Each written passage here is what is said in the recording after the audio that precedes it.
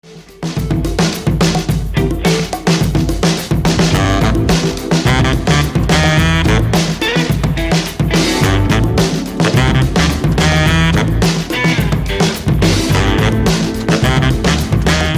pessoal, sejam muito bem-vindas, bem-vindos, bem-vindes a mais uma edição do Traçando Vários Planos, que é um podcast que discute fenômenos psicossociais contemporâneos a partir de perspectivas em psicologia social. Eu me chamo João Paulo Barros, sou professor do Departamento de Psicologia e do Programa de Pós-Graduação em Psicologia da UFC e coordeno na UFC o Vieses, que é o grupo de pesquisas e intervenções sobre violência, exclusão social e subjetivação.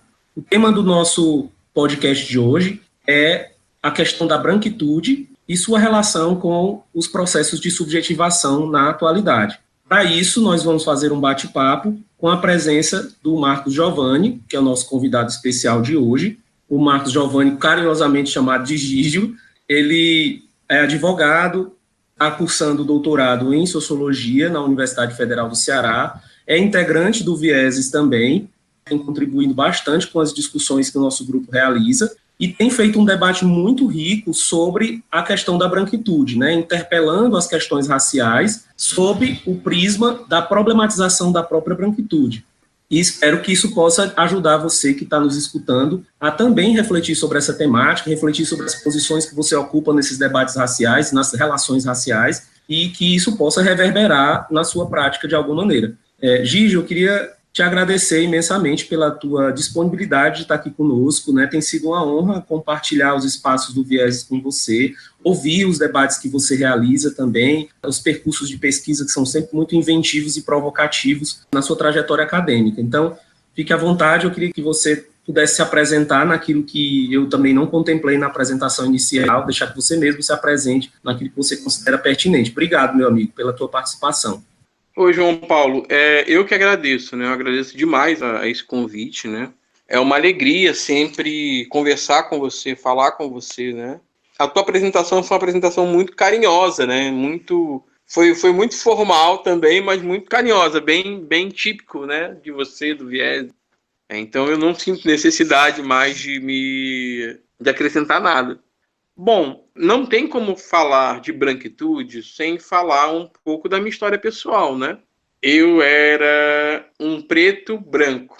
Como é que é isso? O que é ser um preto branco? Então, João, quando eu digo que eu era um preto branco, ou um branco preto, né? É porque eu tive a sorte ou o azar de ter nascido um preto de classe média. Eu sou filho de um homem branco, militar, né, da Marinha, e de uma mulher preta não retinta, né, uma mulher negra não retinta, que é minha mãe. Meu pai, ele era militar, era de uma família toda branca, né? Meu avô era branco, a minha avó, a mãe dele era portuguesa branca também, meu avô era latifundiário em Morada Nova, enfim, tinha uma série de coisas. E a minha mãe não, minha mãe veio de uma origem mais parecida com a origem do Brasil real, né? Que minha mãe é filha de uma mulher branca, né? Branca do olho claro, descendente de húngaro, casada com o meu avô, que era um negro pernambucano, entendeu? E aí minha mãe, ela nascida e criada no subúrbio do Rio de Janeiro, no Meia, e imersa muito nessa questão da negritude. Bom, e a branquitude, ela sempre me atravessou, né? Sempre. A vida toda eu fui atravessado por padrões brancos, por padrões estéticos, padrões sociais, ou melhor, padrões de sociabilidade, por padrões culturais também, né? Mas o que é o padrão branco? Para o nosso ouvinte, né, deve soar um pouco estranho, né? Que é um padrão branco. O padrão branco é exatamente esse padrão universal. É um padrão que foi imposto através da dinâmica colonial. A nossa colonização, ela foi uma colonização portuguesa, branca, europeia. Logo, esses padrões brancos, europeus, portugueses, eles foram impostos. E esses padrões, eles foram subjetivados e eles são ressubjetivados o tempo todo. Eu lembro, né, uma das coisas que mais me marcaram sobre a branquitude, né, é a questão do mimetismo. Mimetismo é uma categoria da biologia que designa o seguinte, que alguns seres vivos para se protegerem dos predadores, eles se mimetizam, eles se disfarçam, né? Eles aparentam ser algo que eles não são. Um caso mais clássico do mimetismo é aquele da borboleta, que é invertida, ela fica de cabeça para baixo, enfim. De cabeça para baixo, ela fica parecida com uma coruja, né? Ou com um pássaro. Eu não sei se vocês conseguem visualizar a imagem. Pois bem, então esse mimetismo, ele sempre acompanhou. Ele me acompanhava sempre. Eu sempre tentava me vestir como branco. Ou seja, porque a classe média brasileira é uma classe média branca. Então, alguns objetos, como alguns adereços como relógio, né, o óculos, a roupa, né, não pode ser qualquer roupa, tem que ser uma roupa que denote algum meandro de branquitude, né? Isso sempre fez parte da minha vida. Só que aí é que entra também, João, a questão da interseccionalidade, entendeu? Porque a minha irmã, ela também era de classe média, só que a questão da branquitude, talvez ela incida de forma, não sei se mais feroz, ou de uma forma mais intensa, né? A branquitude, talvez ela incida de uma forma diferente na mulher negra. A própria Grada Quilomba, ela tem um tópico no livro dela, Memórias da Plantação, né? Que, na verdade, essa tradução foi uma tradução errada, que deveria ser Memórias das Plantations, ou Memória da Plantation. Pois bem, então, a Grada Quilomba, nesse livro, ela tem um tópico lá que ela fala sobre o cabelo negro, né? E a mulher, ela sofre, pelo menos nos anos 80, né, quando eu era criança, a mulher, ela sofre muito mais a incidência desse mimetismo ao que eu me referi anteriormente. Eu lembro dos sacrifícios que a minha irmã fazia para alisar o cabelo e parecer branca. Porque, assim, no colégio que eu estudava em Brasília, nessa época, era um colégio branco, de classe média, de freiras espanholas, ela sofria bullying por conta do cabelo. O cabelo dela era motivo de vergonha. Eu lembro dos produtos que ela utilizava, né, que no salão de beleza que ela ia utilizava, eram os produtos muito abrasivos, né? Produtos que causavam queimaduras terríveis no couro cabeludo. Só que hoje em dia, né, depois de muito maturar essa questão, eu vejo que ela preferia suportar uma dor física, né, de uma queimadura, do que uma dor psíquica de não parecer com a maioria, né, de não ser igual a todo mundo, de ser diferente, de ser inferiorizada pela diferença, né? Então, ela alisava o cabelo, ela já pensou também em fazer cirurgia no nariz. Uma outra cena também que me chamou, que eu recordei, né, principalmente agora que eu estou escrevendo a tese, né, porque a tese ela evoca isso, né, ela evoca essas lembranças, que às vezes você recalca de uma forma que você nem lembra mais, né, ou você pensa que não lembra, né. Uma das coisas também que eu me lembrei, que eu fiquei chocado na época e que de alguma forma eu escondi isso, né, nos porões das minhas memórias, foi da minha irmã dormindo com um pregador de roupa no nariz, apertando o nariz dela para que o nariz dela deixasse de ser achatado.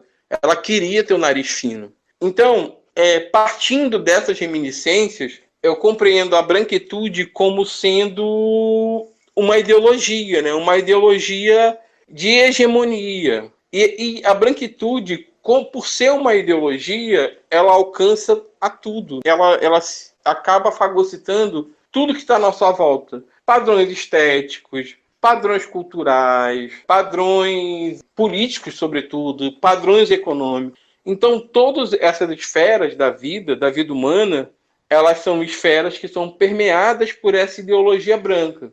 Por exemplo, né, os padrões culturais que a gente tem hoje em dia, né, podem até ser padrões culturais mais enegrecidos, mais empretecidos, digamos assim, mas ainda são padrões extremamente brancos.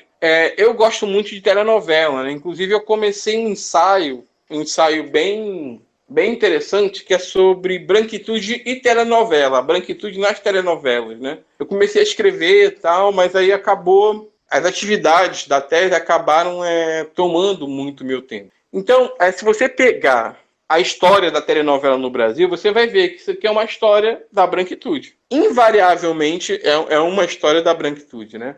Eu lembro que teve uma novela em 1985, que é a novela Corpo a Corpo, que foi uma novela que teve um casal multirracial. que é um dos temas de uma das maiores teóricas de branquitude, que é a Lia Weiner Schuckmann, né? Ela começou pesquisando branquitude em São Paulo e enveredou pela questão das famílias interraciais, né? A partir do viés da branquitude. Então, nessa novela Corpo a Corpo, tinha uma personagem, né? Que era a personagem da Zezé Mota, que era uma mulher negra, acho que ela era paisagista, né? Arquiteta, paisagista, e tinha um relacionamento com o Marcos Paulo, né? Que era, enfim, era um mocinho da época, era um homem muito bonito, né? Levando-se em consideração os padrões da branquitude. Pois bem, eu lembro que na época as pessoas ficaram chocadas com a formação desse casal. Só que nunca diziam claramente que era por conta da cor, da raça, né, da Zezé Mota. Não. O que eles diziam? Eles diziam que a Zezé Mota era uma mulher muito feia para o Marcos Paulo. E o Marcos Paulo era muito bonito para ela, enfim, foi toda uma celeuma, né, em torno desse casal. Então, a partir disso, né, a partir dessa dicotomia do branco bonito, do branco que tem o poder, do branco que pode falar, e do preto que é feio, do preto desempoderado, do preto silenciado, né, secularmente, é que a branquitude ela se estabelece. E o mais estranho, o mais cruel, o que salta mais aos olhos, é que a branquitude ela se estabelece de uma forma tão universal e tão universalizada que as pessoas não notam que a vida delas é uma vida branca, né? É uma vida ditada por padrões da branquitude. Padrões estéticos, padrões culturais e padrões religiosos também. Todos esses padrões são padrões da branquitude. Então, a branquitude ela pode ser compreendida como uma esfera de poder, né? Haja visto que ela tem uma matriz ideológica, ela é ideológica. Porque foi a partir da branquitude que a economia do mundo, né, que o sistema capitalista ele foi engendrado. Foi a partir da branquitude que as relações de poder, as relações que hoje dominam o mundo, né, o mundo contemporâneo, ele foi engendrado. Inclusive, né, eu estava relendo, né, um livro do Domenico Losurdo, que ele fala que é um filósofo italiano que está sendo muito celebrado, né, por conta do Jones Manuel, do Caetano Veloso, enfim. Mas eu já lia o Domenico Losurdo até mesmo antes de virar modinha. Pois bem, então o Domenico Losurdo, ele diz o seguinte, né, no livro, acho que é Entre Civilização e a Barbárie, liberalismo, Entre a Civilização e a Barbárie. Ele diz que a história do liberalismo é uma história atrelada à escravidão. O liberalismo ele se formou enquanto sistema econômico, enquanto ideologia, a partir dessa dinâmica da escravidão, mesmo sendo uma ideologia, né, que prega a igualdade entre as pessoas, todos são iguais perante a lei, né? A nossa Constituição é uma Constituição liberal, né, liberal formalmente, tanto que ela diz que todos são iguais perante a lei, né? Essa igualdade é uma igualdade iluminista liberal. A história do liberalismo, que é uma ideologia iluminista, né, é uma ideologia branca, portanto, ela é uma história vinculada à escravidão. Não dá para você separar as duas histórias, da história do liberalismo com a escravidão. Um dos maiores liberais, que foi o John Locke, ele era proprietário de escravos nos Estados Unidos. Um dos maiores países liberais que abraçou, que mergulhou no liberalismo de forma mais frontal, que é o Reino Unido, a Inglaterra, tinham muitas colônias na África, na Ásia, né, onde a escravidão ela era perfeitamente estimulada e até tolerada, né? Tolerada e estimulada, né? Então, a branquitude ela formou o mundo que a gente tem hoje. O mundo, tanto no seu viés cultural, quanto no seu viés, enfim, político, econômico, é um mundo branco. É um mundo prioritariamente branco. E quando a gente desloca, né, esse sentido desse mundo branco, muitas pessoas elas se sentem numa posição extremamente desconfortável. Exatamente porque a gente tira esse véu da igualdade liberal, né, esse véu da equidade liberal e mostra que existe, de fato, uma espécie de heteronomia racial no mundo, né, onde as riquezas, né, o acesso às riquezas, ele é equalizado o tempo inteiro por padrões raciais. Então, a dinâmica capitalista e iluminista ela é uma dinâmica branca, uma dinâmica universal. Então, a branquitude está intimamente ligada à produção do racismo, à produção e à reprodução. Reitero que branquitude é diferente de ser branco. Existem pretos e pretas que estão imersos nessa ideologia. A grande maioria das pessoas está imersa na ideologia da branquitude, que é um padrão universal. É um padrão onde todos são obrigados, de certa forma, a seguir. Inclusive a própria moda, né? A moda é uma moda branca, enfim. E aí, partindo para um lado que é um pouco incômodo, que eu sempre falo nas minhas conversas, né, com outras pessoas, é sobre a branquitude acadêmica. Eu comecei a questionar alguns autores brancos depois que eu li um autor pós-colonial chamado Aimé Césaire, que ele faz uma leitura muito interessante sobre o colonialismo. Inclusive, ele critica muito a Hannah Arendt, né? Ele faz uma crítica à teoria da Hannah Arendt. Ele diz basicamente o seguinte, ele diz que o Holocausto ele só causou espanto porque foi dado aos brancos, a alguns brancos, né, os judeus no caso, o mesmo tratamento que eram dados aos negros, né, aos indianos, né, aos não brancos, a outras civilizações não brancas. Então, por isso que o Holocausto ele é tão combatido, ele é tão negado, rechaçado, né, pela lógica iluminista, pela lógica branca. E a partir desse sofrimento, né, que foi o Holocausto, a gente ingressa também numa outra categoria que quem trabalha é a Maria Aparecida Bento, que ela chama de Pacto Narcísico da Branquitude. Ela diz que a branquitude ela é atavicamente narcísica, pegando um termo da psicanálise. Esse narcisismo branco, ele se revela na cultura, na economia, né, na vida em sociedade. Esse pacto narcísico da branquitude, ele consiste no seguinte, dos brancos se aliançarem de uma forma que não seja permitido nenhum tipo de nesga ideológica ou de nesga cultural que não os atravesse, que não domine. A gente acaba entrando numa outra discussão que é a questão da apropriação cultural. Olha que interessante, quando eu estava lendo o livro Apropriação Cultural, do Rony Williams, que tem uma obra daquela coleção Feminismos Plurais, que ele fala de apropriação cultural. Quando a cultura hegemônica se apropria de culturas que são subalternas e acabam transformando essa cultura em algo rentável, né, em algo mais palatável. A branquitude ela também tem esse viés, um viés de transformar uma cultura que era subalterna em algo mais palatável. Um exemplo clássico que a gente vê, principalmente aqui no Brasil, é a Bossa Nova. A Bossa Nova ela pegou o samba, que era um ritmo subalterno, que era um movimento subalterno, e inseriu elementos brancos. Não estou aqui em absoluto criticando Bossa Nova, eu amo Bossa Nova também, por influência do meu pai, que era branco, mas eu gosto muito de Bossa Nova, mas a Bossa Nova ela foi criada a partir da fagocitose de uma cultura tida como primitiva, de um ritmo tido como primitivo, como inferior, como, né, um ritmo menor, e transformada numa coisa palatável ao olhar branco. E se você pegar os cantores de Bossa Nova, a grande maioria desses cantores são brancos. Tom Jobim, Edu Lobo, João Gilberto, Vinícius de Moraes, todos esses cantores, mesmo reivindicando a questão da negritude, né? Vinícius de Moraes dizendo que era o branco mais preto do Brasil, né? Tinha essa coisa, mas eles são brancos. Eles gozam de privilégios de branco. Vinícius de Moraes, ele era diplomata, né?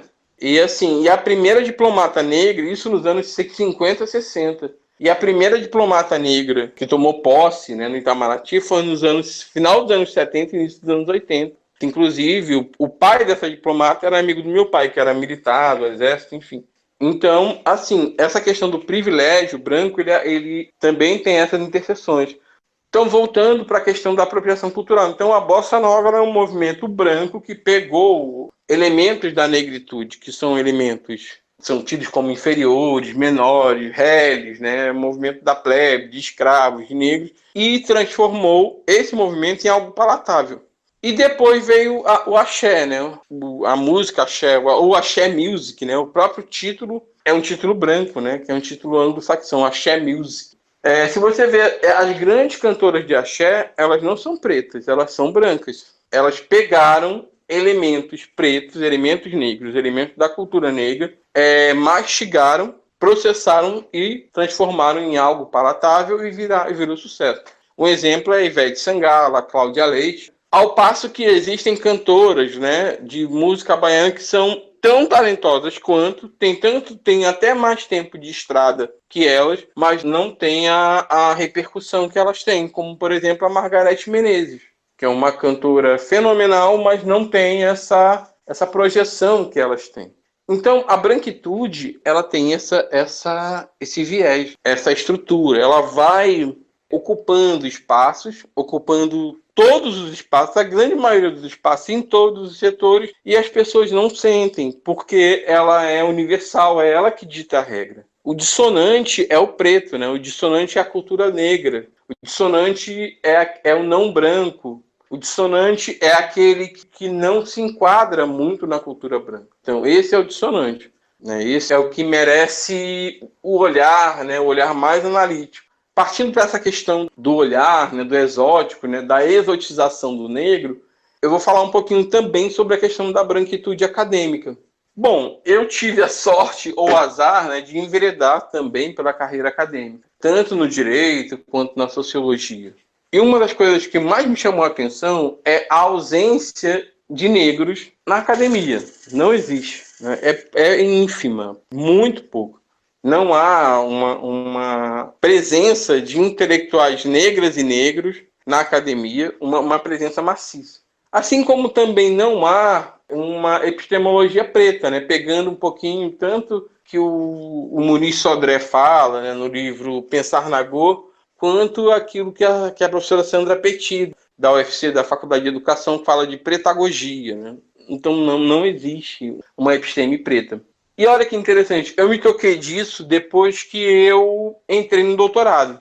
O meu processo de empretecimento específico, acadêmico, ele se deu no doutorado. Até então, a minha episteme era uma episteme branca, universal. Tanto que, na dissertação, eu falei sobre o raio, né? Escrevi sobre o raio e tal. O raio, para quem não conhece, é uma polícia aqui do Ceará. Raio é uma sigla, Ronda de Ações Intensivas e Ostensivas. É uma polícia de elite, né? Hipermilitarizada, enfim. E na minha pesquisa sobre o raio, entra muito a questão das abordagens policiais. E eu estava conversando hoje com um amigo, né, um pouquinho mais cedo, sobre essa questão das abordagens. Que a gente sabe que as abordagens policiais, elas têm uma espécie de filtro racial. Os pretos, eles são infinitamente mais abordados do que os brancos. E, inclusive, no próprio campo, onde eu pesquiso, que é a favela do Lagamar, uma favela aqui de Fortaleza, existem relatos de moradores do Lagamar que são pretos, que são revistados, né, sofrem abordagem policial, e o branco não. O branco que está junto com eles, a polícia manda sair, né? E, inclusive, tem relatos que dizem assim, que... não, você não tem cara de que mora aqui. Então, essa é a dinâmica da branquitude no contexto da segurança pública. Então, gente, na tese, ou melhor, na dissertação, eu pesquisei isso, né? Pesquisei a relação do raio com o Lagamar a partir das abordagens policiais. E eu gosto muito de, em todas os meus trabalhos acadêmicos, eu gosto muito de utilizar alegorias. Alegoria para começar um capítulo, um tópico, enfim, até para tornar o trabalho mais interessante para o leitor. A minha dissertação de mestrado, eu usei como alegoria figuras da mitologia grega, ou seja, branca. Todo capítulo eu começava com um mito grego, né? Tipo, o capítulo teórico-metodológico, eu comecei falando do Hermes, do deus Hermes Trismegistros, né? Que é aquele deus dos caminhos, aquele deus que tem asa nos pés, enfim. E aí eu fui, né? Quando eu falei do Lagamar, eu falei da Deméter, né? Que é a deusa que fertiliza a terra, enfim. E eu lembro que, na defesa, a professora Zelma Madeira, que é uma pesquisadora preta, professora da Universidade Estadual do Ceará, é uma das grandes referências no estudo de negritude aqui no Brasil, e sobretudo aqui no Ceará, ela me chamou a atenção para isso. Ela falou para mim que, se fosse eu usaria os mitos africanos, né, elementos da cosmovisão africana, e não elementos brancos. Na época, eu lembro que eu fiquei até um pouco ofendido, né? porque eu interpretei aquilo como se fosse um autoritarismo epistêmico, né? Dela querer que eu colocasse na minha tese algo que era dela, né? Que era de onde ela vinha, né? Então tá, aí eu mantive os mitos, tal, a dissertação foi legal, enfim, foi um trabalho que foi aprovado, ela gostou muito da dissertação, apesar dessa observação dela, e aí eu mantive, né? Continuei com a mitologia grega. Mas uma categoria que não aparecia, né, que não aparecia anteriormente, apareceu em luzes de neon, assim, luzes vibrantes, na minha dissertação, que foi a teoria racismo, né, racismo institucional.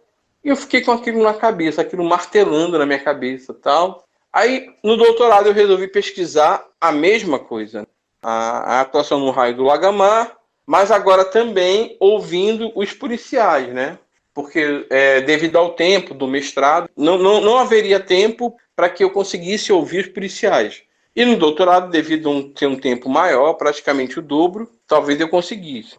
Então aí eu comecei a pesquisar o campo, né, o Lagamar novamente, entrando nos meandros do Lagamar, e eu ouvi uma coisa que me chamou muito a atenção, uma frase. Um morador do Lagamar, preto como eu, da minha cor, olhou assim para mim e falou: Didio, você está pensando o quê? Se o raio aparecer aqui, ele para nós tudinho, inclusive você. Para você porque você é preto, você tem a cor do Lagamar. Fecha aspas. Essa fala desse entrevistado me pegou tão em cheio que eu acabei decorando, nunca mais eu esqueci. E aí eu me toquei que mesmo fazendo esse mimetismo que eu falei lá no começo, né? Mesmo usando roupas de playboy, né? Como bem disse esse meu entrevistado, eu era preto. Eu tinha a cor do Lagamar. E a cor, ela sempre atravessa, dentro dessa dinâmica de interseccionalidade de território, classe social, gênero, a cor talvez seja o que mais tenha influência, o que seja visto primeiro.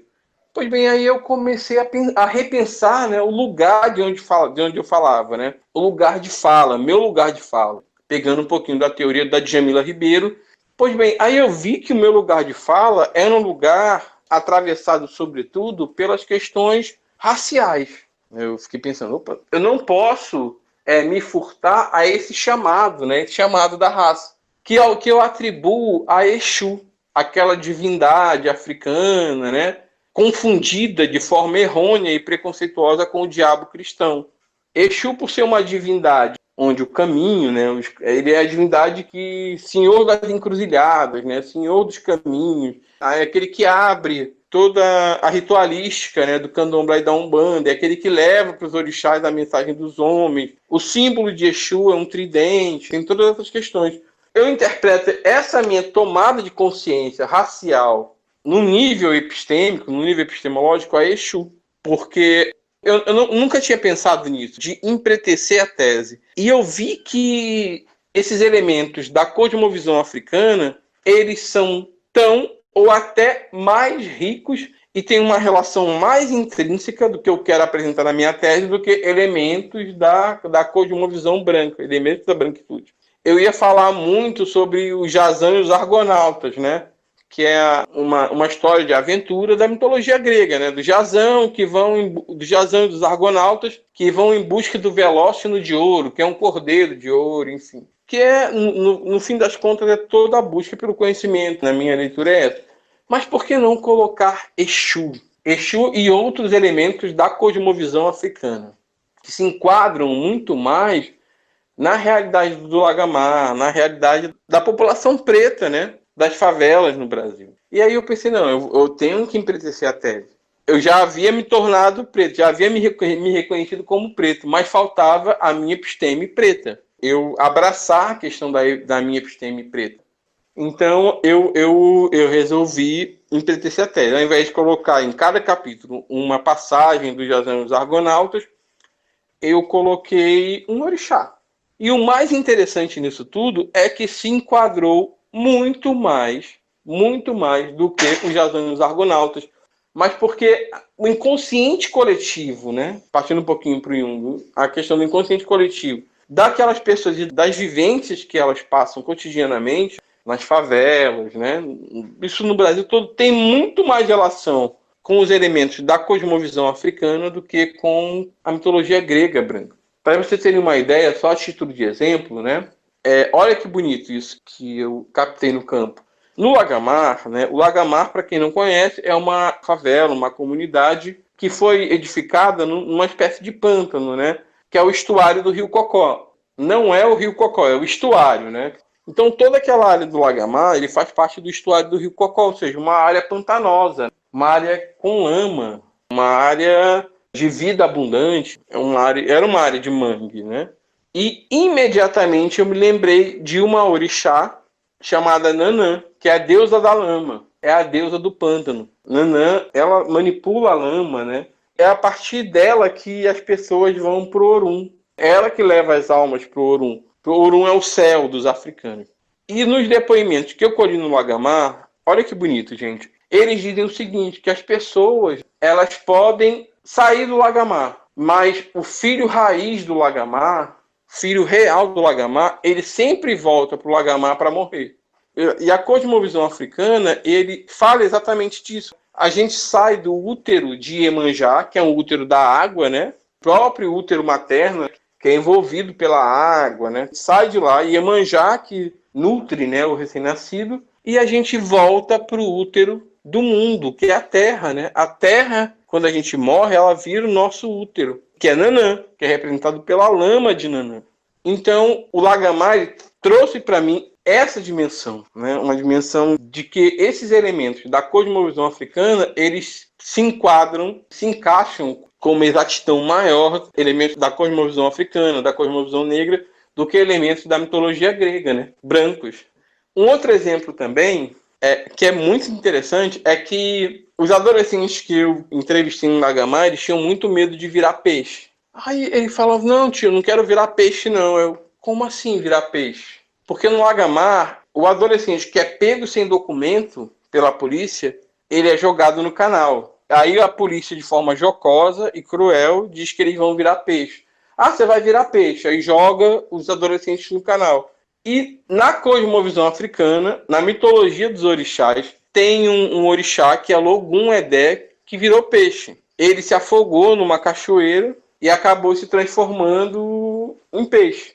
Então, nada melhor do que esse mito, né, esse elemento da cosmovisão africana para retratar o que é ser adolescente no Lagamar, o que é ser um adolescente homem no Lagamar e o medo de virar peixe, que é um medo que ronda todos os adolescentes do Lagamar, que é o medo de ser jogado no canal. Tanto que teve um adolescente que a carteira de identidade foi perdida ou rasgada, né, pela própria polícia, que passou em torno de 2 meses sem sair de casa, sem ir na bodega, porque ele tinha medo de virar peixe. Porque se a polícia o pegasse sem documento, ele ia ser jogado no canal.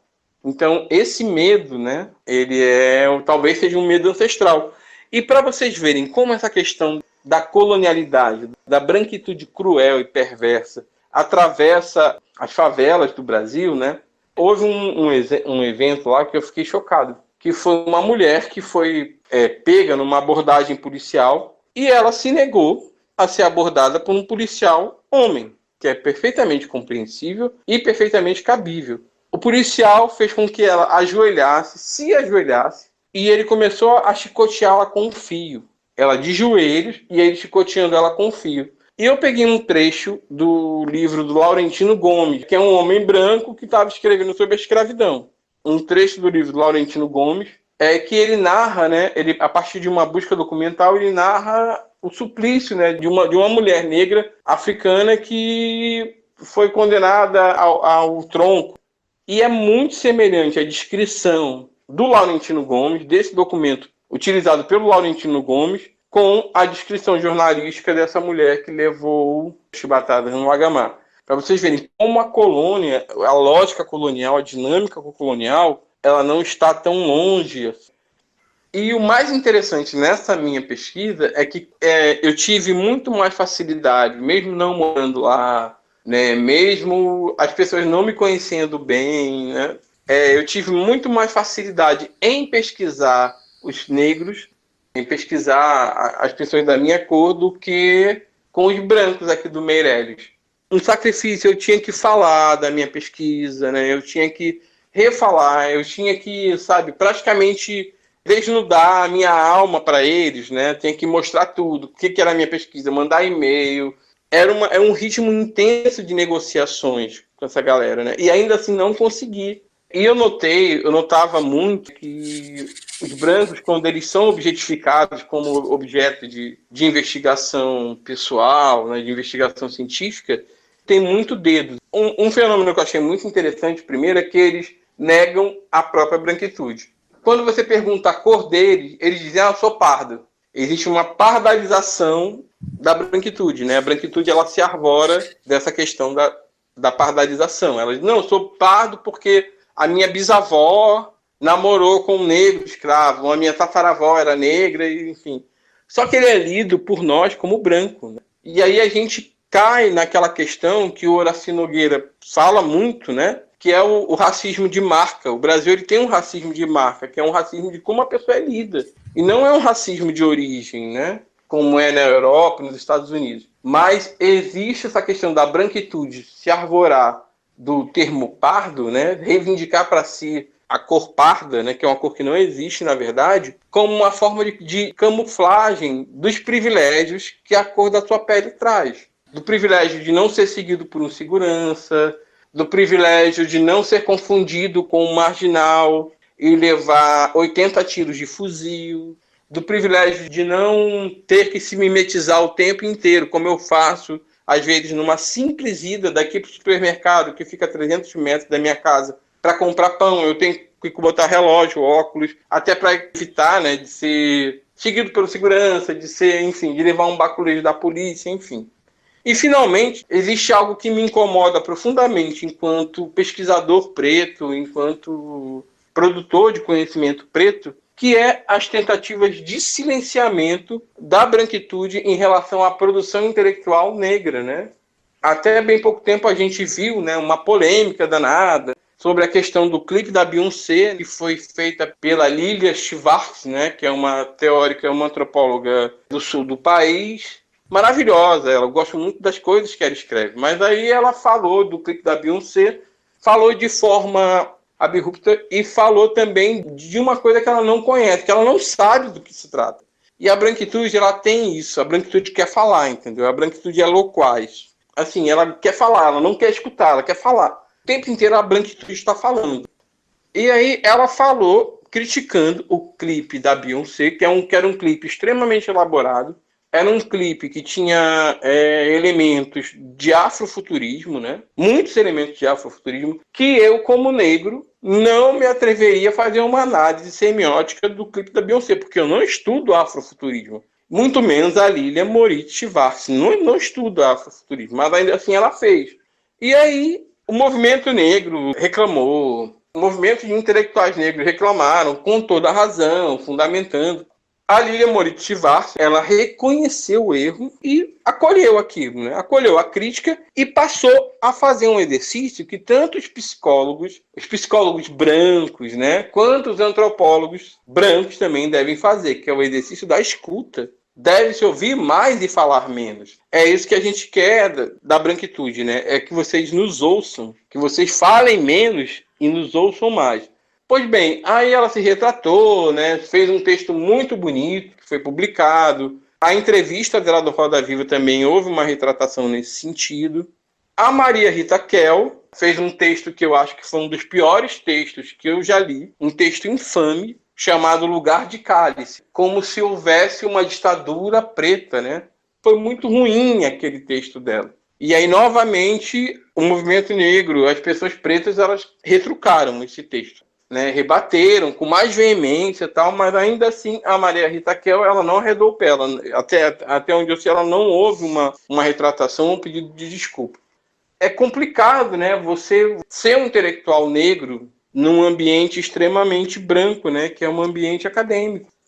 Você questionar o privilégio branco, né, que é o privilégio da fala, né? O branco ele é sempre referendado a falar. Quando um branco fala, as pessoas prestam atenção sem questionar quem ele é. Geralmente o intelectual preto ele tem que antes da palestra dele, né, antes da fala dele, ele tem que falar todo o currículo, né, o currículo Lattes dele, para que as pessoas acreditem, né, a ele, o que é acreditado quase que de forma atávica a um branco. Então, a branquitude ela é tão universal que ela acaba sendo míope, né? Míope e narcísica, né? Ela só enxerga aquilo que reflete o próprio brilho dela. Ela não consegue enxergar nada além, não consegue enxergar que do lado existem outras raças que são subalternizadas, né? Não consegue enxergar que além desse conhecimento branco, iluminista, né, europeu, eurocêntrico, existem outros conhecimentos também que são tão valorosos quanto. Não consegue enxergar outros padrões estéticos que não o padrão estético branco, né? Qualquer coisa que fuja dessa hegemonia branca, ela é atirada, né? Então, é isso. Qualquer coisa que fuja da estética branca, né? Da lógica branca, da sociabilidade branca, da cultura branca, ela é ridicularizada, ela é imediatamente atirada numa espécie de fosso de subalternidade e, às vezes, de periculosidade. Gigi, eu queria te agradecer imensamente pela tua exposição, assim, eu acho que essa posição de escuta que precisa ser sustentada também, né, por nós brancos. Gigi, para fechar, você teria indicações de leitura para quem nos escuta, né, nesse momento, que tenha interesse de aprofundar debates sobre esse assunto da branquitude? Sim, João, tenho muitas, né? Tem o livro da Grada, né, Grada Quilomba, né, que é Memórias da Plantação, né, que é um livro que é muito bom, é um livro maravilhoso. Tem um livro da Iraí Carone, né, e da Maria Aparecida Bento, que é Psicologia Social do Racismo, que é um livro também excelente. Tem o livro do Robin DiAngelo, né, que é uma leitura mais simples, mas eu acho que é interessante, que é Não Basta Ser Racista, Sejamos Todos Antirracistas. Aí tem um livro do Lourenço Cardoso, né, que fala sobre branquitude. O Lourenço Cardoso, ele é um professor aqui da Unilab, né, que mora aqui no Ceará, radicado aqui no Ceará. Maravilhoso, gosto muito da maneira que ele escreve, do jeito que ele escreve, enfim. E por uma dessas coincidências do destino, né, ele lançou um novo livro agora também que fala sobre branquitude acadêmica, né, que é algo que a gente tem que também ler sobre. E tem também do Aimé Césaire, que é Discurso sobre o Colonialismo, né? Frantz Fanon, Peles Negras, Máscara Branca também. E tem um livro que é fantástico, o nome do livro é Entre Branco e o Encardido. Branquitude, Hierarquia e Poder na Cidade de São Paulo. Da Lia Weiner Schuckmann. Então, é isso. Essas são as minhas sugestões de leitura, né, sobre branquitude. Excelentes, Gigi. Queria novamente te agradecer. Foram reflexões muito ricas, assim, e eu espero que quem está nos escutando possa dar seguimento a essas reflexões, né, possa fazer uso dessas reflexões no aprimoramento e nas reflexões sobre suas próprias trajetórias, né, sobre suas próprias movimentações, sejam elas acadêmicas ou em outros espaços sociais. Então, a gente está chegando ao fim de mais uma edição do nosso podcast chamado Traçando Vários Planos. Esta é a edição que encerra esta temporada, né, do podcast. Esse é o 10º episódio. E eu espero que você possa, se tiver gostado dessas experimentações, né, do nosso grupo neste podcast, espero que você possa compartilhar com quem você considera que se interessa pelas questões que a gente vem trabalhando e que você possa também ficar atentos às novas questões que nós vamos trazer numa eventual segunda temporada. Então, um grande abraço para você que nos escuta, um grande abraço para o Gigi também, e a gente segue traçando vários planos.